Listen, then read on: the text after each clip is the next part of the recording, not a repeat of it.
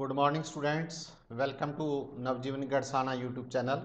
आज हम 12वीं की इकोनॉमिक्स का जो चैप्टर है वो करने जा रहे हैं और 12वीं की जो सेकंड चैप्टर है काफ़ी इंपॉर्टेंट है, उसको अपने शुरू किया था। टीयू के बारे में पढ़ लिया था, कुल उपयोगिता के बारे में हम लोगों ने पढ़ लिया था। अब इसका दूसरा टॉपिक सीमांत उपयोगिता, मार्जिनल यूटिलिटी। मार्जिनल यूटिलिटी क्या होती है कि अन्य वस्तुओं की भोग स्थिर रहे। जैसे आप दो वस्तुओं का भोग कर रहे हैं तो जो दूसरी वस्तु है ना, उसका भोग क्या रहना चाहिए? स्थिर रहना चाहिए स्टूडेंट्स। अगर उस वस्तु का भोग परिवर्तन हो रहा है तो ये रूल लागू नहीं होगा। तो क्या किसे कहते हैं सीमांत उपयोगिता?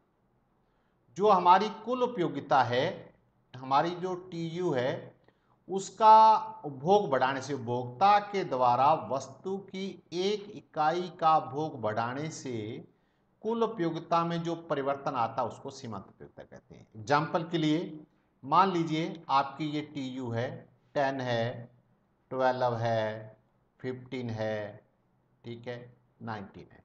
ये हमारी जो टीयू है, देखिए सुनिए, ये टीयू है। इस टीयू से इस टीयू में कितना परिवर्तन आया? 2। यहां से यहां तक कितना परिवर्तन आया? 3। यहां से यहां तक कितना परिवर्तन आया? 4। तो ये जो है ये क्या कहलाएगी? एमयू कहलाएगी।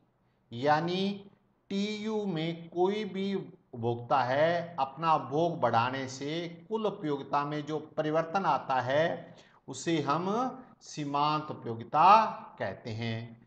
और अगर अपने इसको संकेत के रूप में लिखें, एमयू बराबर t u n minus t u n zero, यानी ये बड़े वाली टीयू होगी, ये पहले वाली टीयू होगी। एन इकाई का कुल उपयोगिता, और अगर आपने कोई नया परिवर्तन कर दिया उससे जो उपयोगिता है वो कम करते जाएंगे। तो आई होप ये आपको समझ में आ गया होगा। देखिए, सीमांत उपयोगिता कि एक वस्तु का भोग में परिवर्तन होता है, कमी या वृद्धि होती है, उसके प्रभाव को अपने देखते हैं। एमयू बराबर कुल उपयोगिता में परिवर्तन है, यानी जो आपका टीयू में परिवर्तन, जैसे टीयू आपकी 10 से 12 होगी, ये जो परिवर्तन आया ये आपका जैसे 2 आ गया तो इसको अपने डेल्टा टीयू कर देंगे। इसी प्रकार भोग में परिवर्तन जो आपका है उसको अपने डिवाइड कर देंगे तो एमयू एन आ जाएगा। तो स्टूडेंट्स, कुल उपयोगिता सभी वस्तुओं की इकाइयों से प्राप्त सीमांत उपयोगिता के बराबर होती है। जो आपकी टीयू है वो जो आपकी एमयू, सारी एमयू जोड़ते जाएंगे तो टीयू बन जाएगी। देखिए किस प्रकार से, यदि आपको एमयू दे रखी है 2, 3, 5 और आपको टीयू बनाना है, जोड़ते जाना है। 2, 2 और 3 कितना हो गया? 5, 5 और 3 कितना हो गया? 8। तो ये आपकी टीयू होगी। यानी कुल उपयोगिता वस्तु की सभी इकाइयों से प्राप्त सीमांत उपयोगिता के योग के बराबर होता है। अब नेक्स्ट टॉपिक है कुल उपयोगिता और सीमांत उपयोगिता।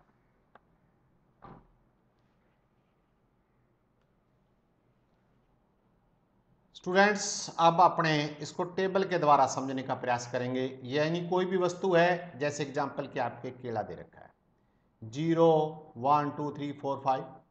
अब टीयू 0, 10, 16 और एमयू। अगर ये टेबल आपको खुद बनानी हो तो आप क्या करोगे? ये टेबल आपकी सही बने इसके लिए क्या करोगे? कोई भी डाटा पहले एमयू बनाएं आप, ताकि आपसे मिस्टेक नहीं हो। टेबल बनाने का ये सही तरीका है। अगर आप कोई भी डिजिट लिखिए, पहले पे 0 होगी, अब कोई भी डिजिट लिख लीजिए जो आपके मन करे, जैसे मैंने 20 लिख लिया। अब इसको कम करते जाओ, 0 करो और माइनस करो। 0 मान लीजिए अपने 12 लिख दिया, 5 लिख दिया, 0 लिख दिया, -5। ये आपकी एमयू बन गई। तो देखिए इसी से बनाएंगे स्टूडेंट। अगर अपने बनाएंगे, पहले पे क्या है? 0, फिर एमयू कितनी है भैया? 20। ये 20 लिख दिया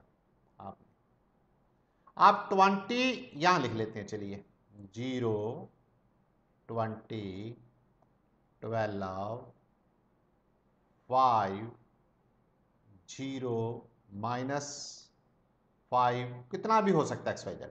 तो 0 का 0, 20 का 20 + 12, 32। 32 प्लस 5 37, 37 प्लस 0 37 और -5 है तो क्या हो गया भैया 32। इस प्रकार से ये आपकी टेबल बन जाएगी। टेबल बनाने का गलत नहीं बने स्टूडेंट्स, आपको कोई भी सर ने ये नहीं बताया होगा, लेकिन मैं आपको बताता हूं। आप केवल MU टेबल बनानी है। MU क्या करना है, पहले गिरते हुए बनानी है और फिर इसको बढ़ते हुए -0 करके और माइनस पे बनानी है। अपने आप आपकी डिजिट बन जाएगी। इन डाटा के आधार पर अगर अपने बनाएंगे तो ये 0 से स्टार्ट होता है। TU पहले बढ़ेगा, फिर धीमी गति से बढ़ेगा, फिर तेज हो जाएगा और अंत में गिरना शुरू हो जाएगा। ये आपका TU वक्र हो गया। और जो आपका MU वक्र है, जैसे 20 है, इसमें 10 है, तो क्या है, लगातार गिरता हुआ जाएगा, 0 हो जाएगा और माइनस में चला जाएगा। तो देखिए स्टूडेंट्स देखिए, जिस जगह पर ये TU अधिकतम होगा MU 0 होगा, नंबर 1। अगर आपको तुलना करने के लिए बोले तो TU पहले बढ़ेगा, फिर धीमी गति से बढ़ेगा, फिर उच्चतम बिंदु पर जाएगा, फिर गिरना शुरू हो जाएगा। जैसे जैसे ये बढ़ता जाएगा MU वैसे वैसे गिरता जाएगा। अगर आपको इनकी तुलना करनी हो, जब तक MU धनात्मक है TU हाईएस्ट पॉइंट पर होगा, और जब ये 0 होगा, MU जिस बिंदु पर 0 होगा TU मैक्सिमम होगा। जैसे ही TU गिरना शुरू हो जाएगा MU ऋणात्मक शुरू हो जाएगा। स्टूडेंट्स तुलना आपने कर ली होगी, आई होप आपका क्लियर हो गया। कैसे तू जा।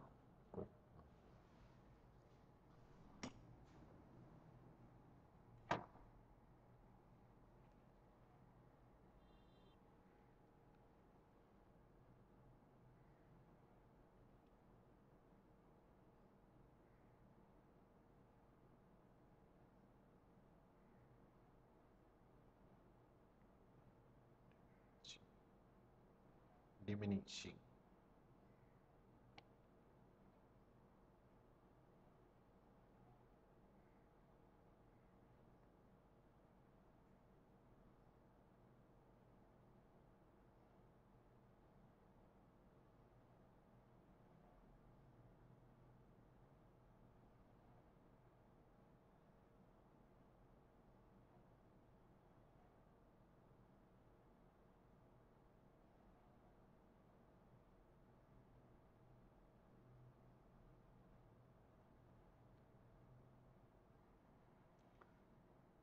स्टूडेंट्स बीच में छोटा सा व्यवधान आ गया है, लेकिन उससे आगे सीमांत उपयोगिता ह्रास नियम।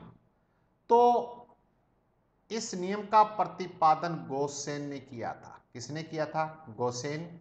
इसलिए इसको गोसेन का प्रथम नियम भी कहते हैं। जेवेंस द्वारा जो गोसेन का प्रथम नियम सीमांत उपयोगिता ह्रास नियम को ही गोसेन का प्रथम नियम कहते हैं, और इसकी विस्तृत व्याख्या है वो मार्शल ने की थी। तो सीमांत उपयोगिता ह्रास नियम का संबंध कौन से नियम से है? गोसेन के प्रथम नियम से। ये छोटा क्वेश्चन आ सकता है। नियम का अर्थ, परिभाषा: सीमांत उपयोगिता ह्रास नियम एक सार्वभौमिक यूनिवर्सल है। क्या है? उपभोक्ता उस व्यवहार पर आधारित है। उपभोक्ता का व्यवहार किस चीज के ऊपर आधारित है? उपभोक्ता द्वारा किसी वस्तु की ज्यादा से ज्यादा इकाइयां भोग करने पर अतिरिक्त भोग की जाने वाली वस्तुओं की इकाइयों की सीमांत उपयोगिता उत्तरोत्तर घटती या गिरती जाती है। देखिए, ये नियम क्या कह रहा है, सब चीजों पर लागू होता है। जैसे आप वस्तुओं का उपभोग बढ़ाते जाएंगे, जैसे जैसे वस्तुओं का उपभोग बढ़ाते जाओगे, उसी प्रकार आपकी जो सीमांत उपयोगिता है वो लगातार कम होती जाएगी। केले खा रहे थे, जब पहला केला खाया तो ज़्यादा मज़ा आया, फिर आपको दूसरा केला, फिर तीसरा, इस प्रकार से जब आपने 10-12 केले खा लिए तो लास्ट वाले से जो उपयोगिता है वो आपकी कम हो जाएगी, क्योंकि आपको उसमें मज़ा ही नहीं आएगा, आपको उसमें संतुष्टि नहीं होगी। तो कहने का तात्पर्य यह है ये नियम क्या कहता है? जैसा ह्रास, घटना, कोई चीज घिसना, ह्रास, डेप्रिसिएशन, सीमांत उपयोगिता जो एमयू है उसमें किस प्रकार से डेमिसिंग आएगी, ह्रास आएगा। वो कह रहा है कि जिस प्रकार जैसे जैसे उपभोक्ता वस्तुओं का भोग बढ़ाता जाता है, हर एक वस्तु जो बाद में यूज कर रहे हो उससे उपयोगिता कम होती जाएगी। आलोचना करने वाले आलोचना भी करेंगे इसमें, वो भी आपको समझ। मार्शल, नेक्स्ट है मार्शल। एक वस्तु के स्टॉक में वृद्धि होने से व्यक्ति की जो अतिरिक्त संतुष्टि प्राप्त होती है वह भंडार में प्रत्येक वृद्धि से कम होती है। वही बात कह दी उसने कि आपने जैसे जैसे वस्तुओं का स्टॉक करते जाओगे संतुष्टि तो अतिरिक्त आएगी लेकिन वो उतनी वृद्धि कम होगी। आगे कहने का तात्पर्य यह है कि जैसे जैसे उपभोक्ता है अपनी आवश्यकता की पूर्ति के लिए अतिरिक्त वस्तुओं का उपयोग करता है तो उसकी सीमांत उपयोगिता क्या होती जाती है? कम होती जाती है स्टूडेंट्स। तो स्टूडेंट्स जैसा मैंने आपको समझाया कि आप जैसे जैसे अतिरिक्त इकाइयाँ भोग में करेगा तो उसको आगे संतोष उसको कम मिलना शुरू हो जाएगा, तो सीमांत उपयोगिता उसकी ऋणात्मक हो जाती है। तो इसी को कहते हैं सीमांत उपयोगिता ह्रास नियम। तो सीमांत उपयोगिता ह्रास नियम किसे कहते हैं? जब कोई भोक्ता वस्तु की उपभोग करता है, जैसे जैसे अतिरिक्त इकाइयों का उपभोग करता है तो उसकी सीमांत उपयोगिता गिरती जाती है, और जब वो लगातार भोग जारी रखता है तो सीमांत उपयोगिता ऋणात्मक हो जाती है। इसी को ही सीमांत उपयोगिता ह्रास नियम कहते हैं। अब लॉ की बात आ गई तो उसके लिए कंडीशंस होंगी। कुछ क्या कंडीशंस होंगी, क्या मान्यताएं होंगी? उपभोक्ता का व्यवहार विवेकशील माना जाता है, उपभोक्ता आर्थिक व्यक्ति होता है। यहां ये माना गया है कि उपभोक्ता जो लेने वाला है वो बड़ा दिमाग वाला है, लेकिन आलोचना करने वाले कहते हैं भाई बुद्धिमान तो होता ही नहीं, वो हमेशा ऊंची वस्तु, मूर्ख भी होता है कि ऊंची रेट वाली वस्तु को हमेशा श्रेष्ठ मानता है, दूसरी को नीच मानता है। उपयोगिता मापनीय है और इसके लिए मुद्रा का उपयोग, यानी उपयोगिता है वो मापी जा सकती है। आलोचना करने वाले कहते हैं यार उपभोक्ता कैसे माप सकते हो, बहुत सारी चीजें जिससे माप नहीं हो सकता। आलोचना करने वाले, लेकिन मान्यता है हमारी तो रूल है, उपयोगिता मापनीय है। मुद्रा की सीमांत उपयोगिता को स्थिर माना जाता है, यानी मुद्रा खुद नहीं बदलती, और दूसरे जो वस्तुएं अगर मुद्रा ज्यादा देना पड़ रही है तो इसका मतलब यह है कि अगर हमें को ज्यादा मुद्रा देनी पड़ती है तो वो महंगी होगी, और अगर कम मुद्रा देनी पड़ती है तो सस्ती होगी। तो मुद्रा की खुद की स्थिर सीमांत उपयोगिता स्थिर रहती है। वैसे भी स्थिर रहती है भाई, आपको कोई नोट देने लग जाए आप मना करोगे? नहीं करोगे, आने दो। अगर 1000 रुपए देगा क्या आप कहोगे बस बस अब हम भर गया, हम नहीं लेंगे? नहीं, ऐसा नहीं होता। इसलिए मुद्रा की सीमांत उपयोगिता स्थिर रहती है। पहली बार भी उतनी थी। भोग की गई वस्तु की इकाइयां उचित आकार गुणों की दृष्टि, वस्तु समरूप होगी सब चीजों के आधार पर। भोग की प्रक्रिया सतत होती है, कंटिन्यू होती है, कभी बदलती नहीं है। भोक्ता की आदत, रुचि, फैशन में परिवर्तन नहीं होना चाहिए। क्या रूल है? सीमांत उपयोगिता नियम की मान्यताएं लिखो। भोक्ता वेगशील प्राणी है, उपयोगिता मापनीय है, मुद्रा की सीमांत उपयोगिता स्थिर रहती है, और यह प्रक्रिया लगातार चलती रहती है, भोक्ता की आदत रुचि नहीं बदलती है। तो ये स्टूडेंट्स इसकी मान्यताएं होगी। अगला है सीमांत उपयोगिता लागू होने के कारण, सीमांत उपयोगिता ह्रासमान नियम के लागू होने के कारण। दो कारण बताए हैं। एक वस्तु को अपूर्ण स्थानापन्न, इसलिए एक वस्तु का भोग बढ़ाने से सीमांत उपयोगिता घटने लगती है। देखिए विभिन्न वस्तुएं एक दूसरे की अपूर्ण स्थानापन्न है। दूसरा है विशिष्ट वस्तुओं की तृप्ति हो सकती है। हम किसी वस्तु को भोग कितना भी बढ़ाएं, एक स्तर के बाद भोग और नहीं बढ़ाया जा सकता एक बिंदु के बाद। जैसे नमक, इसका एग्जांपल दिया, अगर आप नमक का भोग बढ़ाना शुरू कर दोगे तो कितना का आप यूज करोगे भाई? अंत में बंद करना पड़ेगा। भिन्न वस्तुएं एक दूसरे की अपूर्ण स्थानापन्न होती है। स्थानापन्न वस्तुएं, पूरक वस्तुओं के बारे में आप जानते हैं। पूरक वस्तुएं जो एक के साथ दूसरी मांगी जाती है, स्थानापन्न वस्तुएं जो एक के स्थान पर दूसरी, चाय और कॉफी स्थानापन्न है। कार के साथ आप पेट्रोल लेते हो, ये कौन सा हो गया भैया, ये आपका पूरक वस्तुओं का एग्जाम्पल हो गया। तो स्थानापन्न, सीमांत उपयोगिता, ह्रास नियम के लागू होने के कारण आपने कर लिया।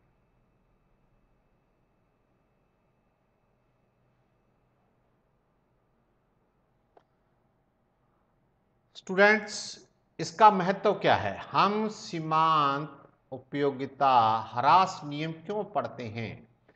सीमांत उपयोगिता ह्रास नियम मांग के नियम, समसीमांत उपयोगिता नियम की व्युत्पत्ति। मांग का नियम जैसे होता है ना, एक वस्तु की कीमत पर ये मांग है, यदि कीमत बढ़ गई तो मांग कम हो जाएगी, कीमत घट गई तो मांग बढ़ जाएगी। ये चीज की उत्पत्ति ह्रास नियम के द्वारा होती है।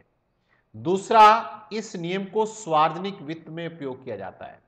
जैसे धनवान के लिए मुद्रा की सीमांत उपयोगिता कम और गरीब के लिए अधिक होती है। देखो, धनवान व्यक्ति के लिए अगर 200-400 रुपए इधर उधर लग जाते हैं तो उनके कोई दिक्कत नहीं होती।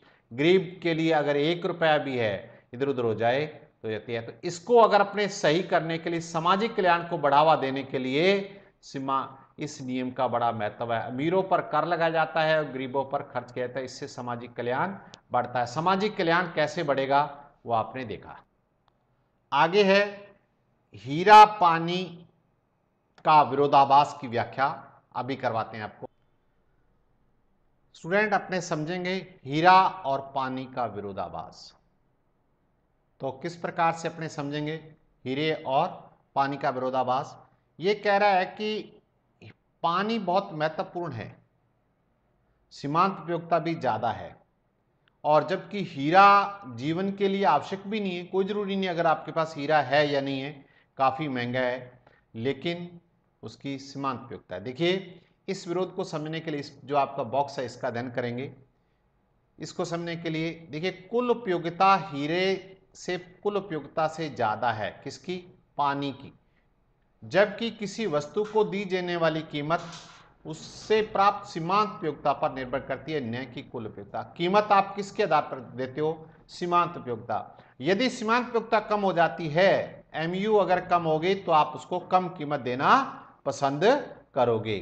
पानी का बहुतायत प्रयोग करते हैं, पानी की बहुत मात्रा में उपलब्ध है, अतः उससे जो अतिरिक्त इकाई से सीमांत उपयोगिता बहुत ही कम होती है, अतः हम उसको कम कीमत देने को तैयार हो। जो हीरा है वो कम मात्रा में पाया जाता, अल्प मात्रा में पाया जाता है, अतः उसकी सीमांत उपयोगिता बहुत अधिक होती है, जबकि वो जीवन के लिए आवश्यक नहीं है, इसलिए हम हीरे की ज्यादा कीमत देना पसंद करते हैं। यही आपका है हीरा और पानी का विरोधाभास। इसके ऊपर भी क्वेश्चन आ जाता है। अगला टॉपिक अपने अगली वीडियो में करेंगे। तो सब लोग इस वीडियो को देखें और ध्यान से समझें। खुश रहें।